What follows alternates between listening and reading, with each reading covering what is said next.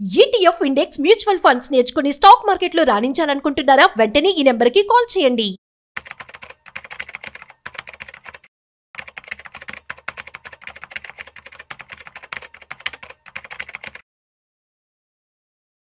Trump tariff కావచ్చు. So దీని ద్వారా స్టాక్ మార్కెట్ అనేది చాలా రోజులుగా మనం వోల్టాలిటీ ఎక్కువ చూస్తూ ఉన్నాం. ఇక లాస్ట్ వీక్ చూస్తున్నట్లయితే కంపేర్ టు అదర్ వీక్స్ ఇంకొంచెం తగ్గిందనే చెప్పుకోవచ్చు. అసలు అయినా మార్కెట్ ఎలా ఉంది, స్టాక్ మార్కెట్ అప్డేట్స్ ఏ వీక్ కావచ్చు అండ్ నెక్స్ట్ వీక్ ఎలా ఉండబోతుంది, దీనికి సంబంధించినటువంటి పూర్తి సమాచారం ఇవాళ మనతో చెప్పడానికి స్టాక్ మార్కెట్ అనలిస్ట్ శ్రీరామచంద్రమూర్తి గారు మనతో ఉన్నారు. సో వారి మాటల్లో మరింత సమాచారం అడిగి తెలుసుకుందాం. హాయ్, హలో, నమస్తే, వెల్కమ్ టు సుమన్ టీవీ. నేను మీ Rajiv Pasupuleti. So let's start. Hi sir, నమస్తే. నమస్తే అండి సార్, ఎలా ఉన్నారు? ఫైన్ సార్, బాగున్నాం. ఓకే, సో ట్రంప్ టారిఫ్ ఇబ్బంది పెట్టిందని చెప్పి అనుకోవచ్చా సార్? అసలు ఎలా ఉంది last week market and next week ఎలా ఉండబోతుంది? ఇబ్బంది అయితే ట్రంప్ టారిఫ్ ముందు నుంచే కూడా ఎక్స్పెక్టేషన్ మార్కెట్ ఎక్స్పెక్ట్ చేసింది. సో ట్రంప్ కొంచెం సీరియస్ గానే టారిఫ్ వేస్తాడని లాస్ట్ 10 days నుంచే మార్కెట్స్ ఫాలో అవుతున్నాయి. Okay, so Indian government expect చేసిన 90 days టైం ఇచ్చినా కానీ ఇంకా రిజాల్వ్ చేయలేకపోయింది. So due to various reasons. But దాని ఎఫెక్ట్ ఇవాళ ఏంటంటే మార్కెట్ మీద గట్టిగానే పడింది. ఓకే, సో దాని ఎఫెక్ట్ ఏమైందంటే ఇప్పుడు 24,565 దగ్గర నిఫ్టీ క్లోజ్ అయింది. దాదాపు ఈ నిన్న ఒక్కరోజు 200 points డౌన్. మామూలుగా చూసుకుంటే 25,300 హై నుంచి ఇప్పుడు ఫాల్ అయింది. సో దాంతో కంపేర్ చేస్తే మీకు దాదాపు 700 points డౌన్ అయింది. ఓకే, అలాగే బ్యాంక్ నిఫ్టీ తీసుకుంటే 55,600 ప్రెసెంట్ రేంజ్ లో ఉంది. ఇది 57,600 నుంచి దాదాపు 2,000 points ఫాల్ అయింది ఈ 10 days లో. ఓకే, సో దీని impact it clearly shows the impact of tariffs. Okay, and at the same time ఈ యొక్క ఎర్నింగ్స్ కూడా ఎక్స్పెక్టెడ్ ఎర్నింగ్స్ కొన్ని కంపెనీస్ కి రాకపోవడం కూడా మేజర్ డ్రాబ్యాక్ అయింది. ఓకే, అలాగే ఎక్స్పెక్ట్ చేసిన కంపెనీస్ కూడా ప్రాఫిట్ బుకింగ్ వల్ల కూడా డ్రాగ్ అయింది. ఇప్పుడు రిలయన్స్ హైయెస్ట్ గా వచ్చింది, కానీ అది ప్రాఫిట్ బుకింగ్ వల్ల ఏమైందంటే దాదాపు 150 points డౌన్ అయింది. ఓకే, సో ఇవన్నీ రకరకాల ఇన్సిడెంట్ జరిగి పాజిటివ్ గా అసలు ఉన్నది ఓన్లీ ఎల్ఎన్టీ ఒకటే పాజిటివ్ గా ఉన్న నిఫ్టీ 50లో ఉంది. మిగతా అన్ని కూడా డౌన్ ట్రెండ్ కి వచ్చాయి అనమాట. ఓకే, సో ఇది జరిగింది. ఓకే, మరి ఏ సెక్టర్స్ ఎఫెక్ట్ అయ్యాయంటే ఏమంటారు? ఐటీ మనం చూస్తుంటే అది కూడా తగ్గింది. మనం ఒకసారి డీటెయిల్ గా వెళ్తే అసలు ఐటీలో తీసుకుంటే టీసీఎస్ కంటిన్యూ ఫాల్ 30% దాకా ఫాల్ అయింది. అవును, ఇన్ఫోసిస్ దాదాపు అదొక 20% ఫాల్. టెక్ మహీంద్రా కానీ హెచ్సిఎల్ కానీ ఇవన్నీ కూడా 15-20% ఫాల్ అయినాయి. ఏంటి సార్, రతన్ టాటా గారు చనిపోయిన తర్వాత టీసీఎస్ లో లే ఆఫ్స్ కావచ్చు అండ్ మార్కెట్ కూడా తగ్గిపోయింది. సో ఒక పర్సన్ లేకపోతే ఇంత ఎఫెక్ట్ అవుతుందా అనేది మనం కళ్ళారా చూస్తూ ఉన్నాం. ఏమంటారు? ఇది నిజమే సార్. ఇంకా ఈ టాటా గ్రూప్ కాబట్టి ఇంకా నిలబడింది, కానీ కొన్ని కంపెనీలు వ్యానిష్ కూడా అయిపోతాయి. అవునా? ఆ పర్సన్ కీ పర్సన్ ఫౌండర్ ని నెక్స్ట్ జనరేషన్ కనుక రిప్లేస్మెంట్ కరెక్ట్ గా లేకపోతే సో కంపెనీస్ చాలా ఎఫెక్ట్ అవుతాయి. ఇప్పుడు జస్ట్ లైక్ కంపెనీ ఫౌండర్ అంటే జస్ట్ లైక్ ఇంట్లో హెడ్ అన్నట్టు. ఇప్పుడు మన ఇంట్లో హెడ్ చనిపోతే ఎంత ఎఫెక్ట్ అవుతుందో కంపెనీ కూడా అంతే సైకలాజికల్ ఎఫెక్ట్ అవుతుంది. ఓకే, సో అదే నా దీని మీద ఒక వీడియో సెపరేట్ గా కూడా చేద్దాం అనుకోండి. అసలు ఐటీ ఈ టాటా కంపెనీస్ మీద ఎలా ఉంటుంది, ఎలా జరిగింది అదంతా 1 minute లో మాట్లాడే కన్నా డీటెయిల్ గా మాట్లాడదాం. షూర్ అండ్ మాట్లాడదాం. సో నెక్స్ట్ మార్కెట్ కి వచ్చేద్దాం. సో దీనివల్ల ట్రంప్ టారిఫ్ వల్ల సో మరి నెక్స్ట్ వీక్ మార్కెట్ ఎలా ఉండబోతుంది అంటారు? అసలు మరి కోలుకునే ఛాన్స్ ఉంటుందా? ఎంత టైం పడుతుంది మన ఇండియాకి?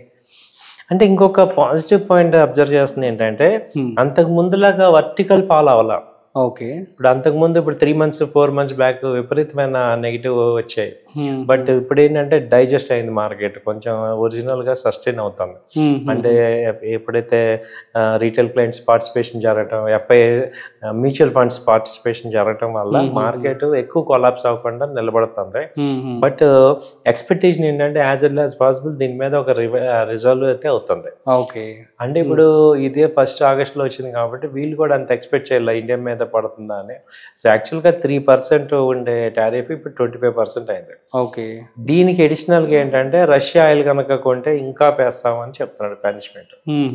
సో దాంతో ఫస్ట్ రష్యా ఆయిల్ కొంటాం ఆపాలి, మళ్ళీ వీళ్ళతో ఎందుకంటే ట్రేడ్ డీల్ జరగాలి, ఇవన్నీ కూడా ఈ 15-20 డేస్లో ఉంది కాబట్టి వన్స్ ఇది మెటీరియలైజ్ అయ్యేంత వరకు కొంచెం నెగిటివ్ ఉండొచ్చు. కాబట్టి ఇన్వెస్టర్స్ అందరికీ ఏం చెప్పేది ఏంటంటే ఆల్రెడీ ఇన్వెస్ట్ చేసిన వాళ్ళందరూ కూడా మీరు పుట్ ఆప్షన్స్ తీసుకొని హెడ్జింగ్ పెట్టుకోండి. Okay, positions above 5 lakhs 10 lakhs ఉన్న పోర్ట్ఫోలియోస్ బ్లీడ్ అవ్వకుండా మనం ఏంటంటే ముందు జాగ్రత్తగా పుట్ ఆప్షన్స్ పెట్టుకోవడం. ఎందుకంటే ఇది న్యూస్ బేస్డ్ ఈవెంట్ కాబట్టి ఎప్పుడు రిజల్ట్ వద్దో తెలియదు. కాబట్టి మనం కొంచెం అలర్ట్ గా జాగ్రత్తగా ఉండాల్సిన టైం. ఓకే, సో మరి సెక్టర్ సంబంధించి ఇన్వెస్ట్మెంట్ చేసే వాళ్ళకి థిమాటిక్ లో పెట్టమంటారా, ఏ సెక్టార్స్ లో పెట్టమంటారు? సో ఫార్మా కొంచెం బాగుంది అని చెప్పి అంటూ ఉన్నాము. సో ఈ వీక్ లో ఎవరైనా పెట్టుబడి పెట్టాలి అనుకుంటే వాళ్ళకి ఏం సజెస్ట్ చేస్తారు? మల్టీ అసెట్ లో పెట్టుకోవచ్చు సార్ సెక్టర్ అంటే. ఎందుకంటే ఫార్మా కూడా ఎఫెక్ట్ అవుతుంది, ఎంత ఎఫెక్ట్ అవుతుంది దాని మ్యాగ్నిట్యూడ్ ఏంటో అర్థం కావట్లేదు. కాబట్టి ఏంటంటే మల్టీ అసెట్ అంటే గోల్డ్, ఈ మెటల్స్ వీటిల్లో కూడా ఉండే సెక్టర్ లో పెట్టుకోండి. ఎందుకంటే గోల్డ్ పెరుగుతుంది ఇప్పుడు ఇలాంటి సిచ్యువేషన్ లో. అవును. సో అలాగే సిల్వర్ పెరుగుతుంది. ఇప్పుడు స్టాక్స్ పడుతున్నప్పుడు అలా మల్టీ సెక్టర్ కానీ లేకపోతే ఏంటంటే వీళ్ళంతటా వీళ్ళే డిసైడ్ చేసే సెక్టర్స్ ఉంటాయి కదా, దాన్ని మల్టీ అసెట్ సెక్టర్లు పెట్టుకోవచ్చు. థీమాటిక్ కన్నా కూడా ఇంకొంచెం వెయిట్ చేసి ఇంకా అండర్ వాల్యూ వచ్చినప్పుడు పెట్టుకోవాలి. ఓకే, నెక్స్ట్ వీక్ ఎలా ఉండొచ్చు అంటారు మార్కెట్? నెక్స్ట్ వీక్ కూడా కొంచెం ఇదే లెవెల్ కంటిన్యూ అవుతుంది. ఓకే, సో కాకపోతే విపరీతమైన అంటే టువర్డ్స్ డౌన్ సైడ్ ఉంటుంది. విపరీతమైన అప్ లేదు కానీ పాజిటివ్ అయితే లేదు కానీ నెగిటివ్ కూడా విపరీతంగా లేకపోయినా ఒక డౌన్ సైడ్ ఒక 200-300 పాయింట్స్. ఇంకా ఎందుకంటే 24,700 బ్రేక్ అయ్యి క్లోజ్ అయింది నిఫ్టీ. కాబట్టి ఇప్పుడు 24,500 నుంచి 24,300. బా, అవునా?